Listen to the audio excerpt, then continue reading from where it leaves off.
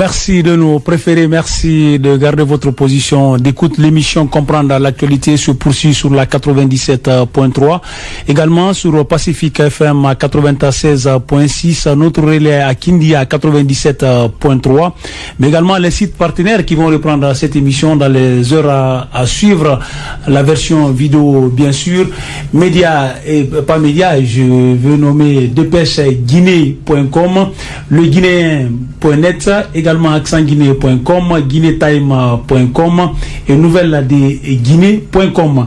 C'est les sites partenaires. Merci de nous préférer. www.sabarifm.com, partout où vous êtes pour le direct. L'émission de cet après-midi est consacrée à la migration irrégulière ou illégale. C'est selon le terme que vous voulez, le qualificatif que vous voulez donner. Nous avons dans ce studio 3 invités. Ils sont de retour dans leur pays. Il s'agit de Boubacar Sako, également de Alhamdou Diallo et Mariam Conté. Vous suivez leur témoignage, je sais qu'ils ont vécu d'ici jusqu'à Libye, mais également le chemin de retour, on en parlera tout à l'heure avec les trois. Vous vous préparez pour la même aventure, il faut les suivre, il faut les écouter, après vous allez vous décider. Alors, on était avec Alhamdou, bonsoir, bonsoir également à Mariam et aussi Boubacar Conté, les experts, ils sont toujours en place. Alors, nous étions avec vous, Alhamdou, avant la pause. Vous êtes arrivé au camp.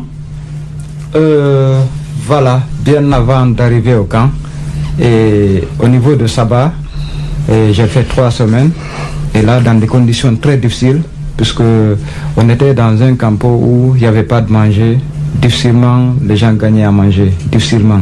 Les passeurs, ils vous disent ici, payez l'argent. C'est le transport plus le manger qui est là. Et quand vous bougez, à partir de là, même les appels, si vous l'appelez, des fois il ne décroche même pas. Et si vous lui demandez l'argent, il vous dira automatiquement, mon frère, débrouille-toi. Et comment tu vas te débrouiller? Et tu n'oses même pas sortir. Parce que si tu sors, tu sors au dehors, directement... On te reprend sur le marché non, tu te retrouves sur le marché, voilà, de vente de personnes. De vente de personnes, c'est comme ça. Donc tu seras tenu obligé de rester sur place. Et il te dit d'appeler, il faut appeler ta famille pour que tu manges. Moi, je n'ai vraiment ceux qui ont été vendus, c'était quoi le profit des acheteurs? Qui achetait? Et c'est les Libyens eux-mêmes. Quand ils achètent, c'est pour en faire quoi? Quand ils achètent, c'est pour se faire aussi de l'argent. D'accord. Oui. Comme annoncé en direct dans cette émission, Dr Alassane Makanera Kake. Docteur, bonsoir. Bonsoir. Voilà, merci de nous rejoindre dans cette émission. Vous êtes chargé de l'élaboration de la politique nationale de la migration en Guinée. Est-ce que vous pouvez être plus explicite par rapport à ce projet? Bon, en fait, la politique nationale de la migration, c'est une politique qui permet ou qui a pour objectif la gestion des Guinéens de l'étranger. Non seulement la diaspora guinéenne, mais aussi les Guinéens en position de transit ou en position de migration.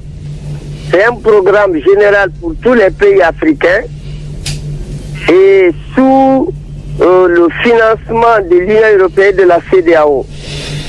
Comme vous le savez, la Guinée n'est pas dotée d'une politique nationale de la migration. Nous avons des difficultés à gérer nos compatriotes qui ne sont pas en Guinée. On peut prendre par exemple ceux qui sont en Libye, en transit, qui sont en prison. On n'a pas de moyens efficaces pour pouvoir les gérer. S'il y a des décès à l'étranger, l'appatriement des corps pose problème. Nos compatriotes sont également victimes de l'injustice dans les pays d'accueil. On n'a pas de convention avec ces pays, nous n'avons pas une politique qui nous permet de les gérer, raison pour laquelle la Guinée a décidé, les autorités guinéennes ont décidé de se doter d'une politique nationale qui est une vision globale sur toutes les questions de migration afin de rendre la migration sûre, normale et au service de tous les Guinéens et les pays d'accueil aussi. Dans ce document, est-ce que l'accent est mis spécifiquement ceux qui optent pour des migrations irrégulières, par exemple? En fait, notre politique nationale ne vise pas essentiellement la dimension sécuritaire de la migration. Mais quand même, la troisième partie va porter sur les questions de migration irrégulière. Mais l'essentiel du document porte essentiellement sur la gestion efficace de la migration à l'intérêt dans l'intérêt du migrant, du pays d'accueil et aussi du pays d'origine. Et l'aspect migration irrégulière intervient dans les dernières parties du document pour simplement d'abord essayer de lutter contre les filières et de trafic des êtres humains, mais aussi se battre pour décourager les candidats potentiels à la migration irrégulière et trouver aussi d'emplois pour la jeunesse et de l'espoir afin qu'ils restent là où ils sont. Alors, pour qu'on puisse les montrer qu'en réalité, on peut s'épanouir en Guinée. On n'a pas besoin d'aller à l'étranger pour être heureux. Être heureux est possible en Guinée. Alors, c'est l'un des piliers du document. Alors, en attendant que vous finissiez de faire cette politique nationale de l'immigration, l'élaboration de ce document, qu'est-ce qui est fait par le gouvernement pour accompagner les Guinéens qui sont dans des situations difficiles à l'étranger, surtout dans les pays de transit? Est-ce que avant la fin de ce projet, il y aura des mesures alternatives qui seront prises pour essayer de protéger ces Guinéens qui sont dans des situations difficiles? Bon, à l'heure là, c'est très difficile pour le gouvernement de prendre des mesures nécessaires par l'absence non seulement d'une politique nationale, mais et surtout par l'absence de convention en matière de migration entre la Guinée et les pays dans lesquels se trouvent nos migrants. C'est ce qui rend la question difficile. En réalité, c'est l'OIM, l'Organisation mondiale pour la migration, qui intervient étant avoir des représentés, c'est son domaine spécifique, qui fait beaucoup plus, qui aide l'État à secourir ceux qui sont en position difficile, les identifier et les faire rapatrier. Est-ce que ça veut dire que les ambassadeurs, les consuls qui sont dans les pays étrangers, ils ont leur domaine d'intervention est limité dans l'accompagnement des Guinéens qui se trouvent dans les pays de transit? Par exemple, quand on prenait par exemple la Mauritanie, on a des Guinéens qui sont dans des situations difficiles dans le désert. Est-ce que ça veut dire que notre ambassadeur ou notre consul ne peut pas agir parce qu'il y a une absence de réglementation? Bon, là, je vous le dis clairement, il faut replacer l'ambassade dans sa fonction originelle. C'est la protection diplomatique. L'ambassade n'est pas chargée de gérer les migrants ou de la diaspora dans les pays d'accueil. C'est pas l'option principale. C'est plutôt l'exercice diplomatique et politique. C'est-à-dire en termes clairs, quand un Guinéen se trouve dans une situation difficile, pour le cas des migrants clandestins, l'ambassade ne peut pas intervenir à leur faveur, carrément. Non, je vous dis, l'ambassade peut intervenir, mais les moyens financiers étant absents, mais un charter, c'est 100 000 euros. 100 000 euros un charter, l'ambassade ne dispose pas ces moyens, les lignes de crédit là n'existent pas. C'est pourquoi une politique nationale peut avoir comme impact mettre à disposition les représentations guinéennes des moyens suffisants pour faire face à d'éventuels problèmes au niveau des Guinéens. C'est pourquoi l'importance de la politique nationale de migration, parce que dans la fonction essentielle de l'ambassade, il n'y a pas assistance aux migrants. D'accord. Merci, docteur Alassane Makanera Kake, pour cet éclairage. Merci. Voilà, excellente soirée du côté de Bokeh. Merci beaucoup. Alors, à l'instant même, docteur Alassane Makanera Kake. Alors, je crois, nous allons continuer toujours par rapport à ce témoignage, en attendant que cette politique, en tout cas vivement, cette politique nationale de la migration en Guinée, pour qu'on puisse peut-être combler ce vide. Alhamdou. Oui. Rapidement, parce merci. Que le temps aussi presse derrière. Je vais essayer de résumer puisque le temps presse. Et après avoir passé 6 mois en Libye, c'est au 7e mois que j'ai eu la chance d'être poussé dans la mer Méditerranée. Poussé par voilà. Là-bas, on appelle pousse. Quand il y a jour de lancement, on appelle jour de pousse. Donc, c'est le terme qu'on emploie souvent sur la route. Jour de lancement de quoi? Voilà, de petits zodiacs. De petites embarcations. C'est-à-dire l'embarquement. Voilà, c'est le jour de l'embarquement. Voilà, c'est au 7e mois que j'ai eu la chance d'être embarqué dans l'eau. On était au nombre de 136 dans un Zodiac qui normalement devrait prendre pas plus de 30 personnes maximum. On était au nombre de 136 personnes. Voilà, on a bougé à 3 heures du matin. Pour l'Europe? Oui, pour la traversée. Pour la traversée. C'est dans la mer Méditerranée. Voilà. Et nous avons roulé toute la nuit, et de 3 heures à 7 heures. C'est à 7 heures du matin que l'appareil que nous détenons, il y avait un capitaine qui est aussi un migrant. Si tu sais conduire, tu viens, tu te déclares. Là, toi, tu ne payes pas, mais tu conduis. Voilà. Il y a quelqu'un aussi qui peut dire, moi, je connais manipuler l'appareil. Voilà, toi aussi, tu ne payes pas, on te donne le truc. Donc le commandant, le chef de l'équipe, tout se choisit dans le tas là-bas. Oui, dans les migrants. Oui. Ça dit, ce n'est pas avant. C'est là-bas, c'est par rapport à l'expérience. Non, à 2 jours, 3 jours comme ça. Avant le départ. Avant le départ, ils sont choisis. Voilà, ils savent que le jour du départ, c'est eux qui allons assurer le voyage. Voilà, quand on a bougé à 3 heures, on a roulé jusqu'à 7 heures. Et l'appareil a signalé qu'on n'avait pas eu de problème jusqu'à 7 heures. L'appareil a signalé qu'on est déjà dans le territoire tunisien. On a déjà dépassé la Libye. Voilà, quand on a roulé quelque chose de 2 heures, il a encore signalé qu'on était dans la zone dite internationale. Donc ça, c'est la zone italienne. Voilà, lorsqu'on est rentré dans cette zone, c'est là où se trouve le grand bateau de sauvetage, c'est-à-dire les Européens. Voilà, ils sont stationnés là.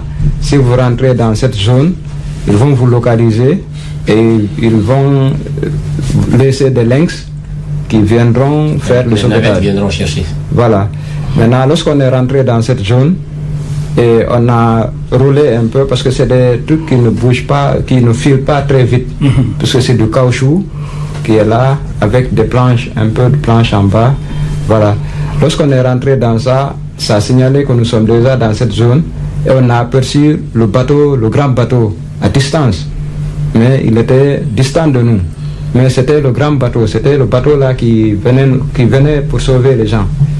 Voilà. Et c'est là maintenant que nous avons eu la malchance, puisque en ce moment, il se trouvait qu'il y avait la marine libyenne qui était derrière nous, qui nous pourchassait depuis longtemps. C'est là qu'ils nous ont rattrapés. C'était 2 grands bateaux de la marine. Ils sont venus nous barrer la route. Mais on n'était pas seuls. Il y avait 7 embarcations. Donc vous étiez là entre l'enfer, ouais. Le bonheur, il est juste en face de vous. Juste à 10-15 minutes. Hein. Ouais. Voilà, ils sont venus barrer la route. Et là, maintenant, il y avait beaucoup d'embarcations qui ne voulaient pas être attrapées pour se faire retourner. Les gens ont forcé la situation. Hein? Ils se sont jetés à l'eau.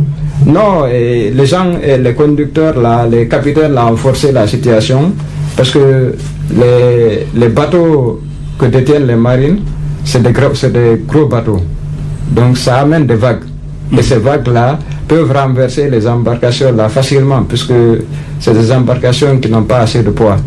Donc en forçant, c'est là maintenant que beaucoup d'embarcations se sont renversées et puis les gens se sont noyés. Et heureusement pour nous, l'embarcation est partie jusqu'à un certain niveau Et puis c'est revenu encore, on a pu résister quand même aux vagues. C'est en ce moment qu'ils ont tiré. Ils ont tiré pour nous faire peur. Et puis ils ont lancé des cordes. Et chacun maintenant tenait les cordes là pour arriver au niveau des bateaux. Et ceux-là qui sont tombés dans l'eau, c'est là-bas on les a laissés.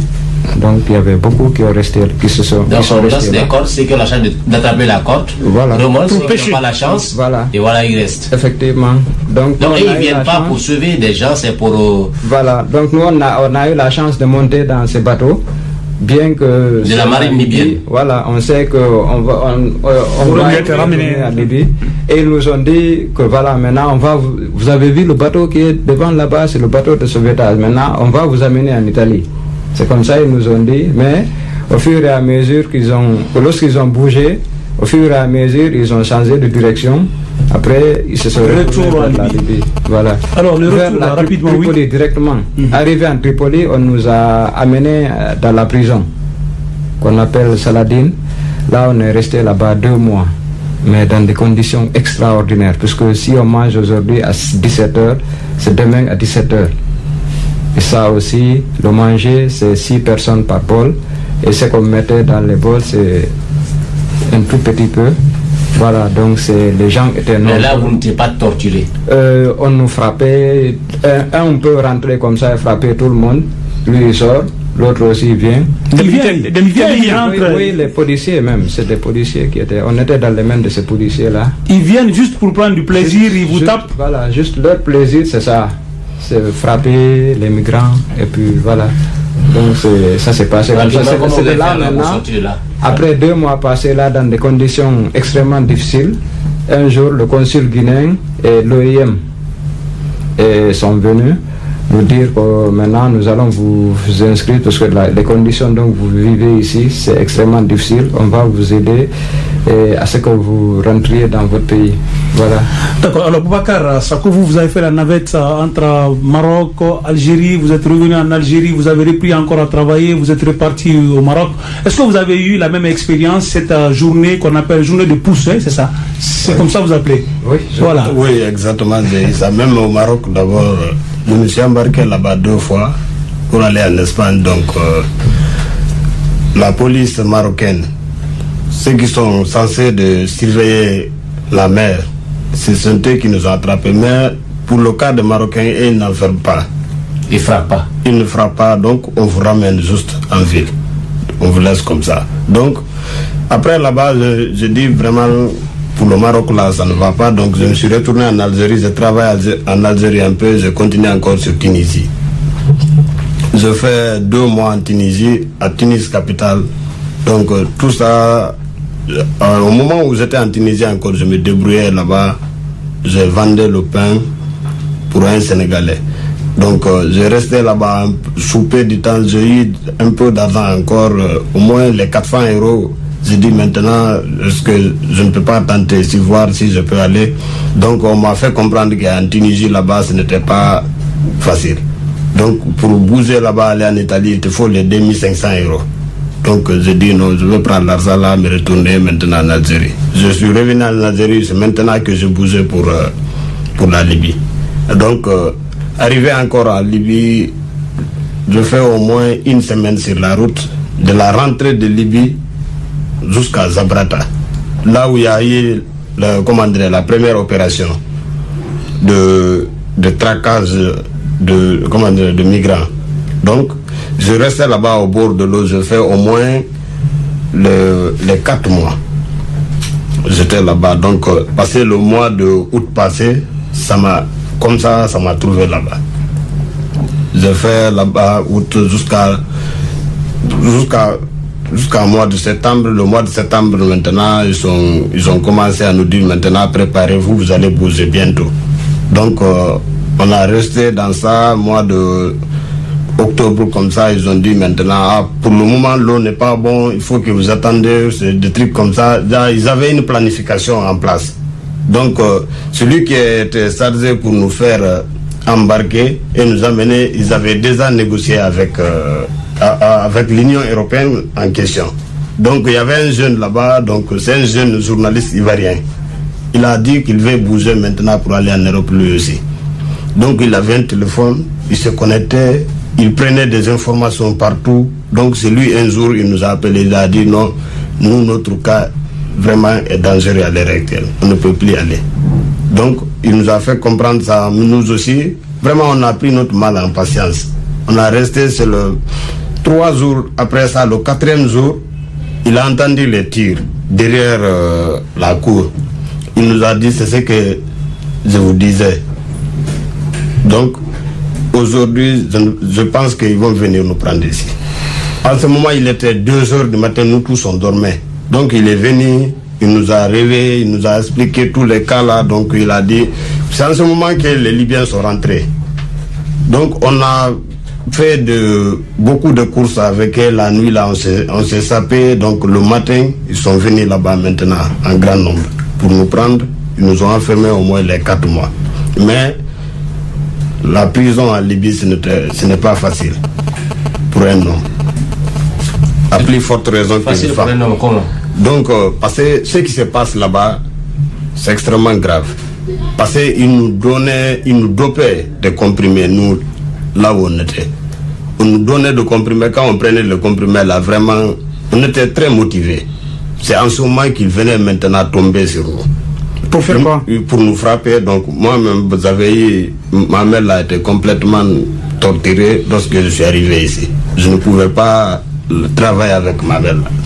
Vous voyez, donc, moi, c'est en un mot, parce que le temps file vite, ce que je vais dire à tous jeunes, conscients vraiment, c'est de rester en Guinée ici, se débrouiller ici. Donc, quel que soit vraiment, quelle que soit la difficulté, quand tu es chez toi, tu peux te subvenir à tes besoins de foi. Parce qu'il y a des personnes de bonne foi que tu peux rencontrer de fur et à mesure de tes petits déplacements.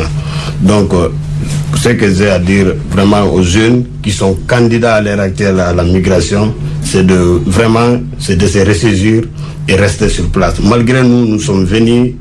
Depuis que nous sommes venus, il n'y a pas eu vraiment de prise en charge, rien. Donc nous sommes là, donc on fait de navette entre les partenaires et les parents. Ce sont eux jusqu'à présent qui continuent maintenant. Des gens que tu finançais, ce sont eux maintenant qui te financent. Donc, en un mot, je vais leur dire de rester. D'accord. C'est le plus important. Peut-être qu'ils vont dire que c'est facile de dire, ils aussi vont tenter l'expérience. Est-ce que vous regrettez d'être revenu en Guinée? Oui, j'ai des regrets. Non, j'ai pas de regrets. Puisque l'expérience que j'ai eue, moi j'ai été en aventure. Mais des fois, je me pose la question que la vie c'est une question de temps. Les rêves restent les rêves. Mais je ne souhaite à aucune autre personne de faire comme moi ce que j'ai vécu en Libye. C'est votre message. Depuis que vous êtes revenu, vous avez eu la chance d'avoir une prise en charge sociale, oui. psychosociale? Non, j'ai pas eu la chance quand même. Mais ce que j'ai dit à OIM, c'est de m'assister au niveau de mes études.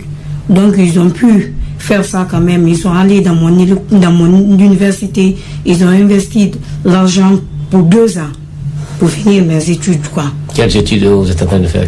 Département des sciences juridiques. À Symphonia? Non, c'est à USG Libre de Guinée. Voilà, une grande avocate qui va parler de la migration. Alors, Alhamdou, vous êtes de retour, il y a un regret du fait que l'aventure s'est arrêtée et brutalement? Non, c'est pas un regret. Dieu merci, et je suis revenu, et c'est que c'est traumatisant, mais Dieu merci, et j'ai pas perdu connaissance. Voilà, donc l'aventure, ça n'a été qu'une expérience. Et nos amis qui ont eu la chance de traverser la Méditerranée pour arriver en Europe, on communique chaque jour, mais ils ont vraiment de sérieux problèmes là-bas. L'obtention des papiers, c'est un processus qui est très très très difficile. Donc ça veut dire que l'Europe n'est plus la solution à nos problèmes. Parce qu'une fois arrivé là-bas, tu peux perdre 5 ans, 10 ans, vraiment dans la galère. Est-ce que tu n'as pas bénéficié d'une assistance psychosociale? Voilà. Et psychosociale, l'OIM nous avait... Il y a l'OIM qui a ça dans leur plan. Et moi, personnellement, je suis resté très fort dans la tête. Et ils sont en train de nous financer dans notre projet de réintégration. C'est le moment pour moi de les remercier franchement de tout ce qu'ils nous ont fait, de la prison à Libye jusqu'à maintenant, puisque nous avons même eu l'opportunité d'être formés par l'OIM aussi, pour être des messagers au niveau de la population guinéenne pour la sensibilisation. Et nous aussi, à notre tour, nous sommes en train de créer une association de migrants qui a pour objectif d'informer les gens sur la migration irrégulière, en même temps de les sensibiliser. Et aussi de contribuer à notre façon au développement du pays.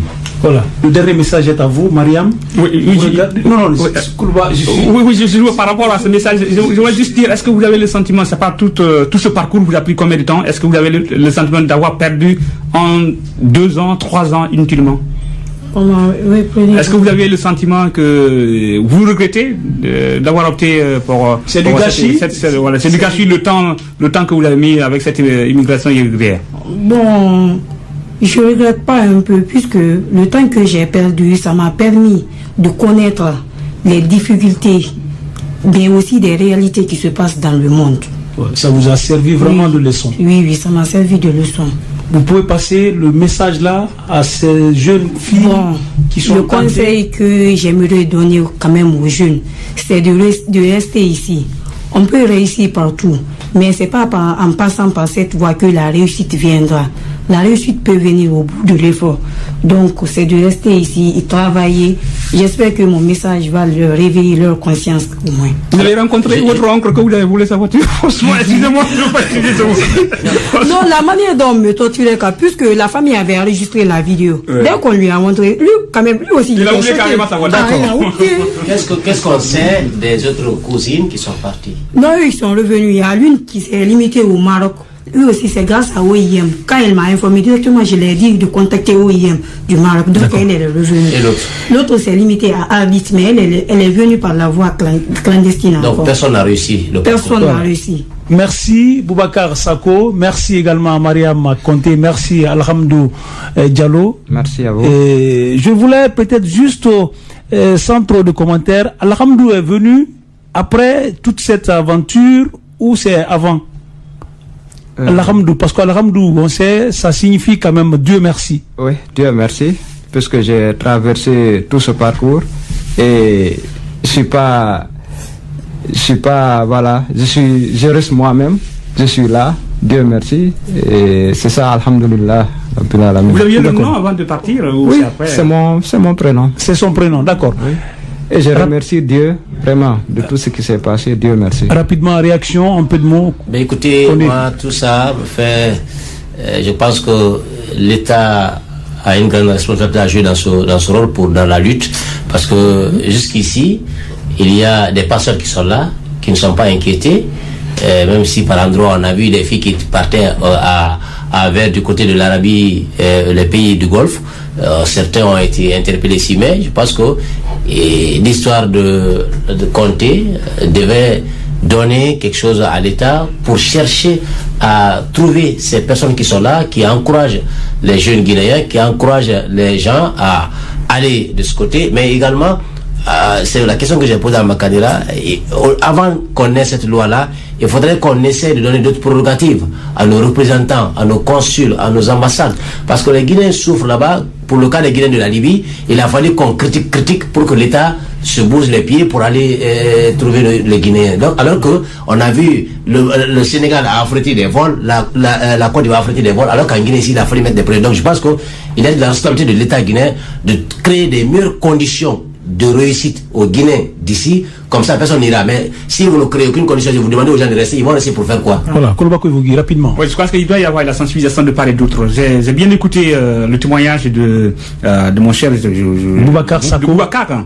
C'est un jeune qui se débrouillait déjà à Conakry. Alors je ne veux pas utiliser le terme ambition démesurée, mais son témoignage a tout l'air. Je crois que quelqu'un qui se débrouille déjà, qui a un métier. Alors, je pense que si vous avez un métier, vous devez devoir vous appliquer bonnement. 6 millions, je ne dis pas que c'est beaucoup par rapport à votre ambition que vous nourrissez avant, mais vous auriez eu plus de temps en acceptant de travailler longuement, je pense que vous aurez la possibilité d'accroître. Les charpentiers, ça pouvait ouvrir au moins un atelier. Vous aurez dû ouvrir un atelier, vous avez eu la possibilité de voyager en Tunisie, vous avez eu la possibilité de travailler en Algérie, au Maroc, et après, vous nourrissiez l'ambition tout coûte, il faut que c'est normal. C'est normal, oui, mais après tout, ça va se passer. Mais je veux juste dire, l'autre travail qui doit être fait par les pays africains et même les occidentaux, bref, les partenaires qui s'impliquent dans le cadre de la lutte contre des bandes de narcotrafiquants ou autres qui sévissent aujourd'hui au nord du Mali ou alors au Maghreb. Je pense que l'immigration clandestine, c'est un autre fléau auquel l'on doit plutôt s'atteler aujourd'hui avec ces bandes de passeurs pour lutter véritablement contre. Parce que tant qu'il y aura ces bandes de passeurs, le trafic va persister et le mal va toujours gangréner au pays en Allemagne. Merci, cher chroniqueur. Merci également à nos invités. C'est la fin de cette émission. Au cadrage, il y avait Lamina Sissé, également Fodé Camara. Avec le même plaisir, nous vous donnons rendez-vous demain à 16h. Et l'invité, il se nomme Dr Ousmane Nakaba. Vous savez déjà ce que ça fait comme buzz dans la cité avec ses propos. Est-ce que ces propos ont été mal interprété, il n'a pas été compris, oui ou non. Demain, il sera notre invité à partir de 16h. Vous saurez davantage sur certaines sorties du président du PADES. Merci à tous. On se reprend demain alors à partir de 16h. D'ici là, portez-vous bien.